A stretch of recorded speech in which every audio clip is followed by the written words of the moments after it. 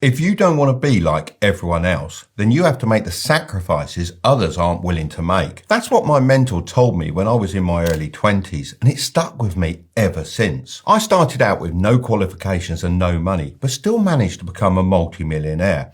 And a big part of that was down to avoiding the 7 things I'm going to be sharing with you today. The first thing to avoid is working for only money. Imagine for a moment that you got a boring but well-paid job. You quickly start stacking some nice cash as your earnings grow. Your friends will think that you're absolutely killing it, and your parents will probably be pretty proud too.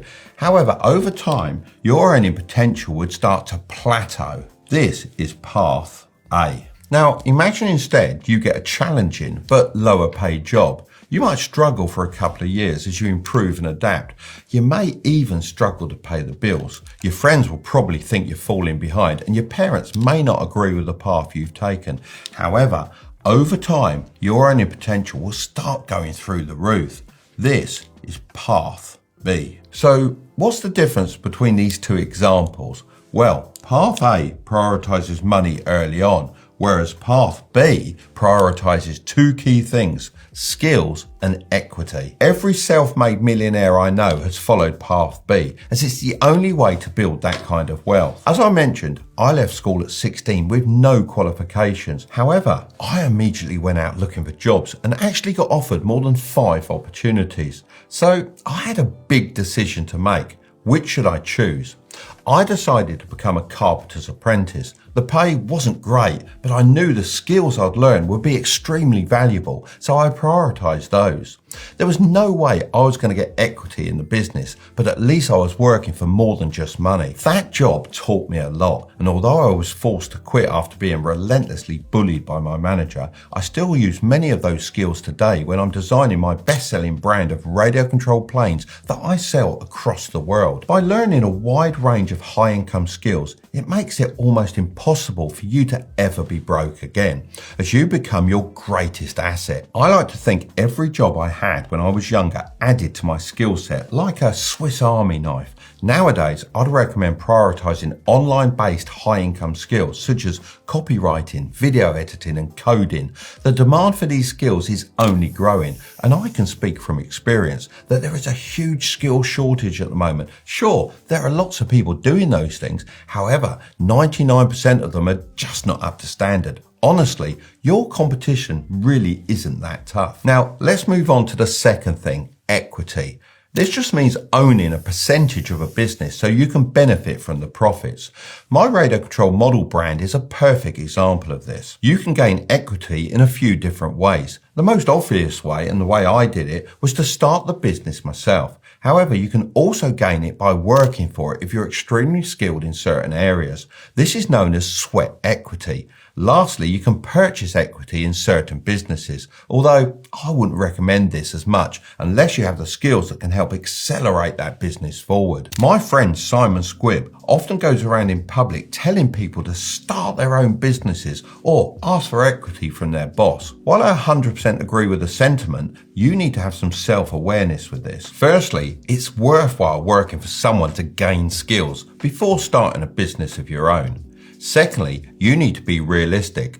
I didn't think for a moment that I'd get equity in the carpentry business when I was an apprentice. So when you ask, make sure you have a solid case for why you deserve it and how you can add value to the business instead of just taking from it. You need to first focus on becoming someone worthy of equity. The main takeaway here is that too many people get blinded by money, forgetting the importance of skills and equity. This is the biggest trap. The more you obsess over earning just money, the less you'll likely make in the long run. The second thing to avoid is buying a luxury lifestyle. Picture yourself cruising through Dubai's sun-drenched streets in a bright yellow Lamborghini. You pull up to a swanky restaurant and order a $500 fillet steak without batting an eyelid. How does imagining that lifestyle make you feel? Pretty successful, right? Well, here's the truth. Most people you see living this way are far from successful. The majority are paying for cars they can't afford. taking trips to Dubai on credit cards they'll spend 5 months paying off, and ordering steaks at Salt Bay's restaurant that leave them with a bill they can't handle. These people are living a lie, pretending to be rich while drowning in debt. It's all smoke and mirrors, as it's much easier to impress others on social media than build real wealth. Seeing people live these luxury lifestyles might tempt you to start playing the flexing game too, as you feel like everyone is living a better life than you. However, this is far from the reality. In fact, 37% of Americans can't afford unexpected expenses over $400. 39% worry they can't pay their bills, and 60% of American households can't afford to buy a new car. Once you've made your millions, you can buy whatever you want. That's the point of becoming wealthy. However, in the early days, you can't live like a king and build wealth at the same time. Instead of buying depreciating items like flashy cars, designer clothes and dining in expensive restaurants, invest in assets such as stocks, shares, crypto and real estate. These assets will increase in value and generate income that you can then use to do whatever you want. The third thing to avoid is doing everything yourself. You might be really great at what you do, but no matter how hard you try, you'll never be able to outcompete a group of talented people working together. Look at anyone who's made it big in sports or business. If you do some digging, you'll see they all had help. Let's take Elon Musk as an example. On the surface, it might appear like he's a genius entrepreneur who's achieved everything single-handedly. However, that couldn't be further from the truth. He was part of the group that launched PayPal. When eBay acquired PayPal for $1.5 billion in 2002, these newly wealthy tech experts spread across the industry like a virus. Now they're known as the PayPal Mafia, as they've become such a powerful group. After leaving PayPal, they started many successful companies. These include big names like YouTube, Yelp, LinkedIn, and SpaceX. They often invest in each other's projects and give advice. But what if you're not aiming to launch the next billion-dollar company and instead just want to earn some extra money with a side hustle? Well, a lot of older business owners are kind of lost when it comes to everything tech-based and using the internet for their companies. I mean, a lot of them don't even know there's online tools for literally everything, whether it's managing your team, handling invoices, keeping track of projects, or even building a website. I don't blame them, as back in the day, we didn't have any of these things, but now the younger generation has a real advantage. So if these older business owners don't know how to do a lot of this online stuff, and they understand they can't do everything themselves, guess who they need? You. You can help them bring their businesses into the 21st century and make a lot of money in the process. It's all well and good saying this, but how could you actually do it? Well, if you want to give this a try, then I'd recommend using an all-in-one management platform. Odoo is a great choice as it includes the tools I just mentioned and more all in one place. Here's a great example of a website that needs a proper update. It looks like it was built over 10 years ago. Let's jump on Odoo and make something a bit more up to date. So I'm going to go over here and select the e-commerce app option. Now let's fill this in. I want a business website. There we go. And I want for my gardening business. After this, I've got the option to choose my color palette here, but instead, I'm just going to add their logo so that Odoo just builds a palette based on their brand colors. Now we've got to pick a theme. All these look pretty good, so let's go with this one. I can use the drag and drop feature to easily edit the page and customize images. They also have this cool AI tool to help me out with words. Let's fast forward about 30 minutes and I'll have something pretty cool to show you. Check this out. It's way better than the old website in my opinion. You could make some serious cash helping out older business owners with all the different apps on Odoo, or even use it to manage your own business. I reached out to Odoo to see if they wanted to sponsor this portion of the video. They agreed and are also giving you your first application free for life with unlimited support and hosting. And the cherry on top, Odoo offers a personalized domain name for 1 year. So if you want to give this a try, then check out the link in the description. The fourth thing to avoid is having too many inputs. Do you ever feel like you're being pulled in a million different directions? This happens with everything in life, from side hustles to fitness training. Everyone seems to have a different opinion on what you should be focusing on. It can look a little bit like this. This is you, and these are the people telling you what they think you should be focusing on. For the sake of simplicity, let's just call them inputs. All these inputs create hundreds of paths you could follow, like becoming a doctor, entrepreneur, joining a family business, getting a stable 9-to-5 job, traveling, and having a family. Let's call these your potential paths. The sheer number of these pathways can create something called cognitive overload, which is where your brain simply can't cope with the overwhelming amount of information and choices. So what's the solution? Well, I've always started with my end destination in mind and worked backwards. Of course, I didn't know exactly what I wanted to do in the future. However, I had a decent idea. I then made sure to only listen to inputs that helped me reach those targets. The clearer your goal, the easier it becomes to select the right inputs to help you achieve it. So limit the number of opinions you receive and prioritize quality over quantity. Most people have too many opinions being thrown at them, but not from experts. Cut out general opinions and instead seek expert advice. This could come from a mentor, someone successful in your field, or even educational videos from experts like myself. By doing this, you'll get more valuable, focused, and specific guidance for your end goal. Remember, even when you work your way backwards, you still don't need to know everything at once. Fully listen and implement what you learn from an input, and then when you're facing another challenge, you can seek out more inputs that will help you overcome it. If you don't do this, then you'll get mental fatigue, which can lead to decision paralysis, where you find yourself unable to take action or move forward. Some people might even mistake this for being lazy, but in reality, your brain just gets overwhelmed. The fifth thing to avoid is being ego-driven. Let me start by saying this. Arrogant people won't even finish this video. They think they already know everything, so why bother sticking around? But that's exactly the problem. Arrogance blinds you to the opportunities that could genuinely change your life. Ego-driven people are often too focused on the big picture, constantly dreaming of the end goal. This might sound productive, but it's a dangerous trap. When you're always looking too far ahead, you end up overlooking the small but crucial steps that lead to true success. For example, some might be tempted to scroll through this video just to see all 7 things rather than sitting down and actually absorbing the knowledge in each one.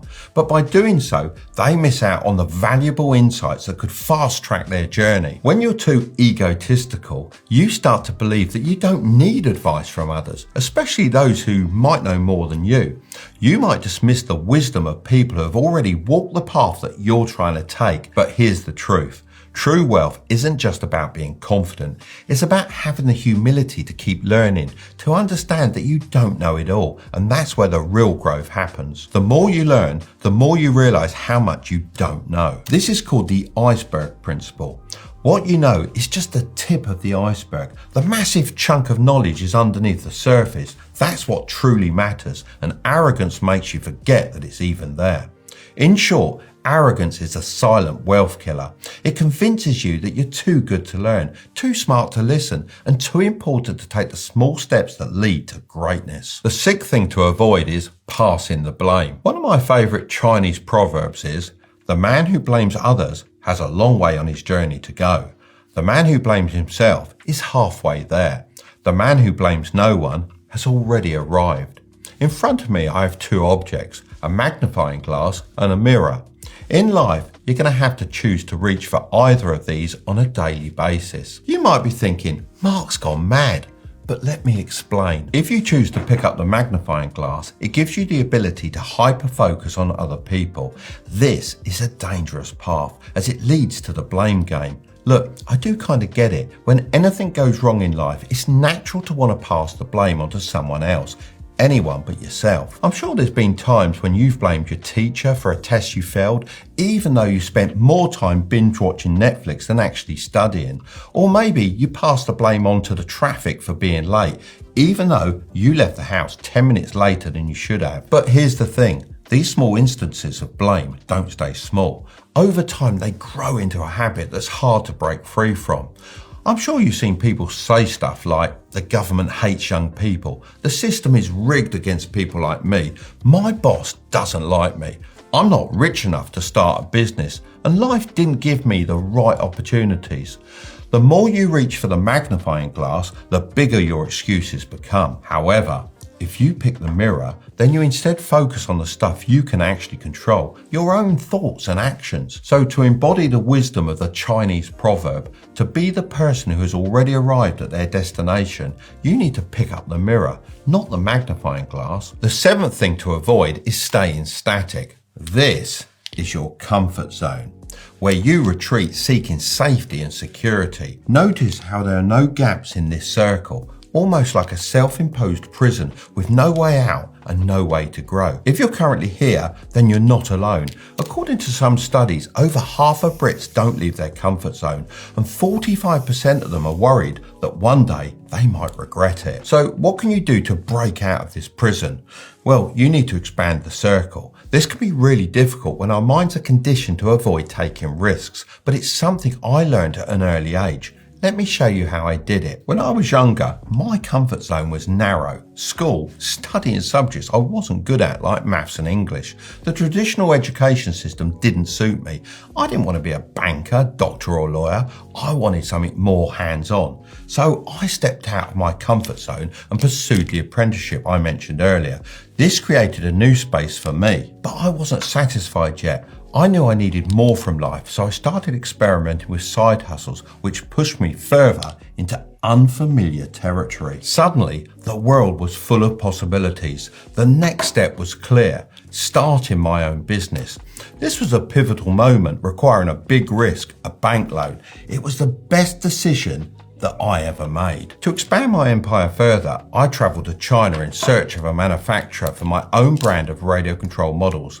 Despite the language and cultural barriers, I managed to build valuable connections. I ran my business for many years and enjoyed success, but eventually I felt complacent. My family was happy, my bank was happy, but my mind wasn't. I wanted more. So I expanded my comfort zone again and started posting videos on YouTube at the age of 53. I'd seen so many people on YouTube faking it, so I wanted to share my knowledge and help others who, like me, didn't fit the traditional path, or those who wanted to grow their wealth and feel more secure in life. Remember, you can expand your comfort zone as much as you want. This space is infinite, but you have to claim it for yourself. If you don't push beyond your current boundaries, you'll miss out on all the possibilities that could have been yours. If you want to learn what to do every time you get paid, then I'll leave that video right up there, but don't click on it just yet. Make sure to subscribe if you want to grow your wealth, okay? I'll see you over there.